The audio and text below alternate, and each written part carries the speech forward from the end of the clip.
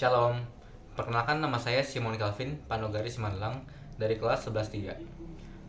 Pada kesempatan kali ini saya akan menjelaskan tentang materi Undang-Undang 1945. Langsung saja, Undang-Undang Dasar 1945 adalah Konstitusi Republik Indonesia yang disahkan pada tanggal 18 Agustus 1945 oleh Panitia Persiapan Kemerdekaan Indonesia atau yang disingkat dengan PPKI. Undang-Undang 1945 merupakan dasar hukum tertinggi di Indonesia yang mengatur berbagai aspek kehidupan berbangsa, bernegara, termasuk sistem pemerintahan, hak dan kewajiban warga negara, serta struktur kelembagaan negara. Bagaimanakah sejarah pembentukan UUD 1945 di Indonesia? UUD 1945 disahkan sebagai konstitusi tertulis melalui Sidang Panitia Persiapan Kemerdekaan Indonesia pada 18 Agustus 1945. Tepatnya sehari setelah pembacaan Proklamasi Kemerdekaan Indonesia. Penyusun UUD 1945 berawal dari Jepang yang tidak menepati janji untuk memberikan kemerdekaan bagi bangsa Indonesia. Lalu yang selanjutnya ada arti dan makna. Arti Undang-Undang 1945 yang pertama adalah konstitusi tertinggi. UUD 1945 merupakan konstitusi atau hukum dasar tertinggi yang menjadi landasan dalam penyelenggaraan negara dan kehidupan berbangsa di Indonesia. Semua peraturan perundang-undangan di bawahnya harus sesuai dengan ketentuan yang diatur dalam 1945. Lalu yang kedua ada panduan penyelenggaraan negara. UUD 1945 memberikan panduan dan kerangka dasar bagi penyelenggaraan pemerintahan Indonesia, mencakup sistem pemerintahan, pembagian kekuasaan, dan hubungan antara lembaga-lembaga negara. Lalu maknanya, yang pertama adalah Pancasila sebagai dasar negara. Pembukaan UUD 1945 memuat Pancasila sebagai dasar negara yang merupakan pandangan hidup dan ideologi bangsa Indonesia. Pancasila mencerminkan nilai-nilai yang harus dipegang teguh oleh bangsa Indonesia dalam kehidupan berbangsa dan bernegara. Dan yang kedua, semangat kemerdekaan dan kedaulatan. UUD 1945 menegaskan semangat kemerdekaan dan kedaulatan bangsa Indonesia. Proklamasi Kemerdekaan 17 Agustus 1945 yang tercantum dalam pembukaan UUD 1945 menandakan kebebasan dari penjajahan dan tekad untuk mengatur kehidupan bernegara secara mandiri. Lalu yang terakhir ada tujuan nasional. Pembukaan UUD 1945 menetapkan tujuan nasional Indonesia yaitu melindungi segenap bangsa dan seluruh tumpah darah Indonesia, memajukan kesejahteraan umum, mencerdaskan kehidupan bangsa, dan ikut melaksanakan ketertiban dunia berdasarkan kemerdekaan dan perdamaian abadi dan keadilan sosial. Undang-Undang Dasar 1945 memiliki beberapa fungsi penting yang menjadi landasan bagi penyelenggaraan negara dan kehidupan berbangsa di Indonesia. Berikut adalah fungsi-fungsi utama UUD 1945. Lalu yang pertama, landasan konstitusi. UUD 1945 merupakan hukum dasar tertinggi di Indonesia.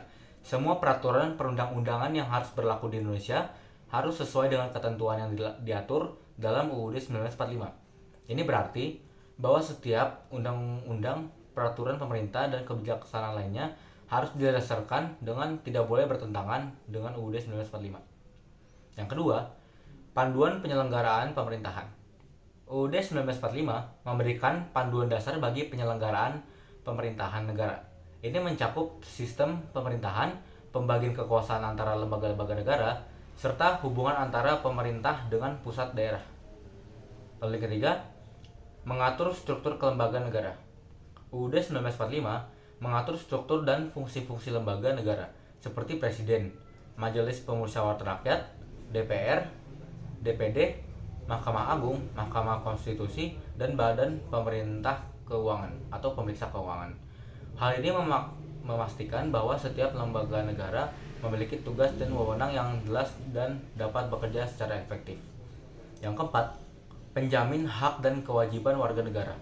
UUD 1945 menjamin hak-hak dasar dan kebebasan warga negara Indonesia seperti hak atas pendidikan, kesehatan, pekerjaan, kebebasan beragama, kebebasan berpendapat, dan hak untuk mendapatkan perlakuan yang sama di hadapan hukum. Selain itu, UUD 1945 juga mengatur kewajiban warga negara terhadap negara dan sesama warga negara lainnya. Yang kelima, penjaga kesatuan dan persatuan bangsa. UUD 1945 mengandung nilai-nilai dan prinsip yang menjaga kesatuan dan persatuan bangsa Indonesia. Dengan dasar negara Pancasila, UUD 1945 mencerminkan keanekaragaman budaya, agama, dan suku bangsa yang ada di Indonesia, serta berfungsi sebagai alat pemersatu bagi seluruh rakyat Indonesia.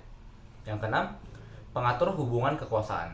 UUD 1945 menetapkan prinsip dan pemisahan kekuasaan atau trias politika antara eksekutif, legislatif, dan yudikatif untuk mencegah terjadinya penyalahgunaan kekuasaan dan memastikan adanya checks balance dalam negara penyelenggaraan. Yang ketujuh, pendorong pembangunan dan reformasi. UUD 1945 telah mengalami beberapa amandemen sejak reformasi 1998. Amandemen ini menunjukkan bahwa konstitusi dapat beradaptasi dengan perubahan zaman dan kebutuhan masyarakat, termasuk penguatan demokrasi, perlindungan hak asasi manusia, dan peningkatan partisipasi politik. Yang kedelapan, pedoman dalam perencanaan pembangunan.